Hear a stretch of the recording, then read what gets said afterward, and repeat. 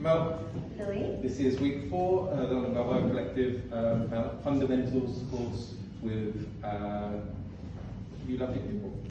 Today we did the introduction to throw-out. So we spoke about our come around, and we spoke about leaders setting up the come around as you normally would, then releasing on the second half and getting a 5, 6, 7 shape. So just observation of myself. We'll get 1, 2, 3, 4, 5, 6, 7, 8, come around.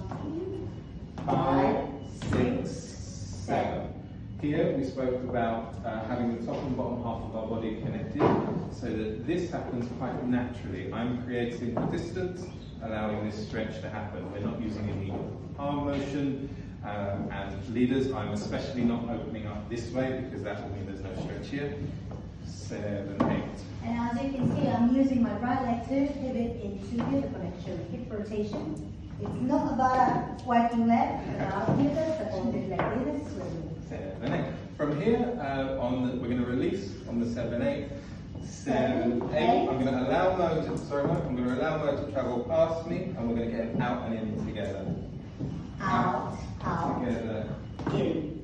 Finish it with the end of your come around. The key thing we spoke about there, leaders, was letting your partner know early that you're coming to the other side. This way Mo won't attack me or hurt me in any way. And it means all I have to do is turn my shoulders so that we're getting a change of place, rather than doing a big semicircle. I can't go to the wall here, but we're just changing the orientation of our shoulders. So the whole thing, or a different couple of directions.